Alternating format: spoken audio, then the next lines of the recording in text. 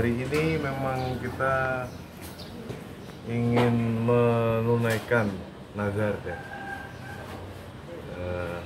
Nazar nanti kalau David sudah bisa meningkat, endurance-nya, daya tahannya sudah meningkat, kita ke Rembang untuk ziarah, kemudian silaturahmi juga salam untuk ulama-ulama guru kami yang dari David masuk sampai detik ini masih terus mengirimkan doa-doanya.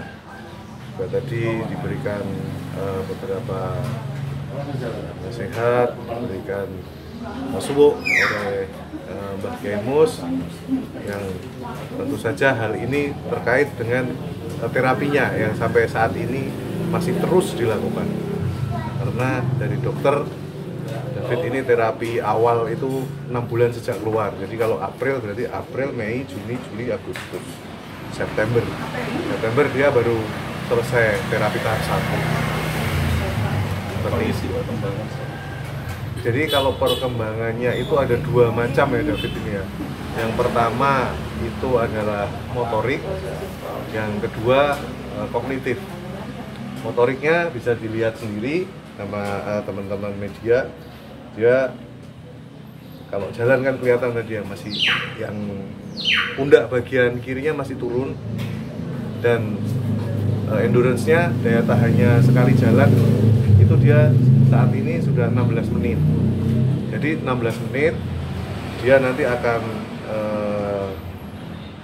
mengalami perubahan di saturasi oksigen, di detak jantung itu pada menit ke-16. Targetnya adalah dia bisa stabil sampai di menit ke-24.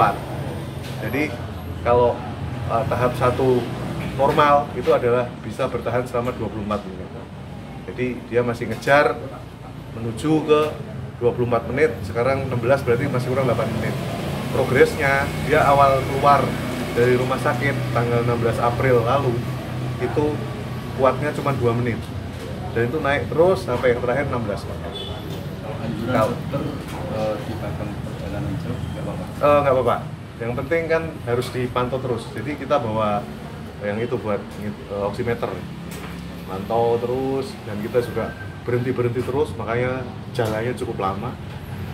So, ini harapan Mas Jo sebagai orang tua David ya, untuk orang tua di Indonesia nih, kami Indonesia mungkin dunia, seperti apa dengan kasus yang paling penting sebenarnya adalah kita perlu untuk berbicara lebih dalam ke anak kita ketika dia sudah menginjak dewasa.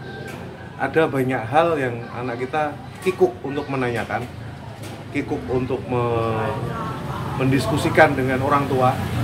Mereka lebih senang diskusi sama temennya.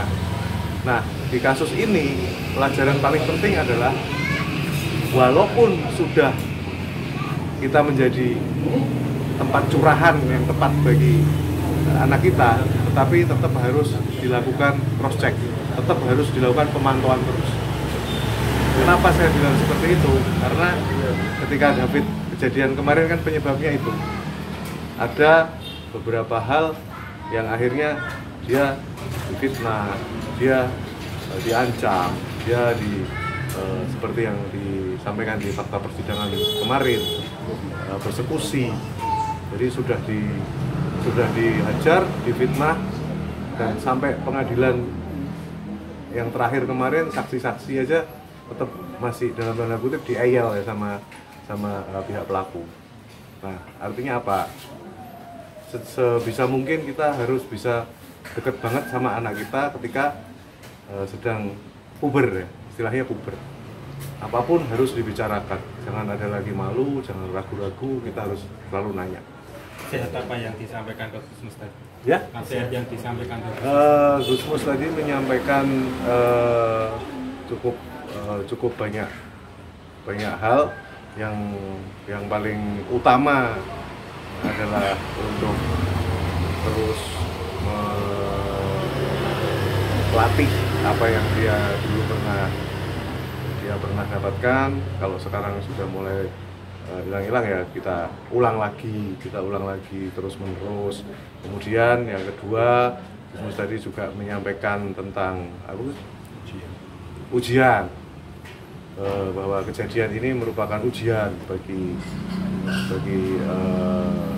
tentu saja bagi yang menjadi korban ya, bagi orang tua, bahwa ketika kalau mau naik kelas itu memang ujiannya sangat berat.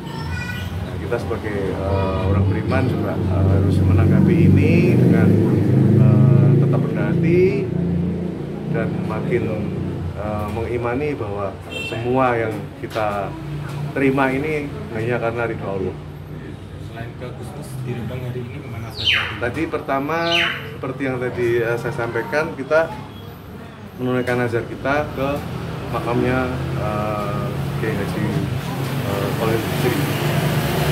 Kemudian tadi juga ke masjid, kemudian ke Mbah Mus. Habis ini pulang. Oke. Tadi sempat cerita ke Abah kalau David pernah mimpi ketemu Gus Dur. Iya. Jadi tadi saya sampaikan bahwa ada wasilah. Dia bisa bangun itu karena sebuah wasilah yang menurut kami ini sebuah pelajaran yang sangat dalam ya, karena memang pada saat itu ya kita orang tua siapa sih yang bisa terima, tetapi syarat biar David bisa segera pulih itu ikhtiarnya cukup berat, karena tadi wasilahnya adalah Fatihah 100 dan doa 1 saja, tetapi syaratnya cukup berat. Ketika melakukan itu harus bersih, nggak boleh dendam, nggak boleh marah, nggak boleh ada sakit hati, nggak boleh ada kotoran-kotoran dalam diri kita, nggak boleh ada semua. Nah, saya sampai nyoba beberapa hari karena diberikan wasilah tersebut dari hari Rabu 23 Februari, Rabu, Kamis, Jumat, Sabtu saya nggak bisa mendoakan dia, nggak bisa mendoakan David, nggak bisa. Tapi ketika hari Ahad itu tiba-tiba saya kayak enak gitu, moodnya enak, terus pengen nyoba doa, dan memang waktu itu nggak ada dendam sama sekali. Dan alhamdulillah paginya dia siuman untuk yang pertama kali. Jadi hikmahnya adalah ketika kita sudah ikhlas lillahi ta'ala, maka wujudkan itu dengan benar-benar ikhlas. Karena contoh ikhlas itu kan memang harus bersih hati ya. Walaupun itu berat banget, kadang manusia ya. Tetap ya, insya Allah istiqomah. Mohon doanya aja lah. Ya, masih panjang perjalanannya. Terima kasih.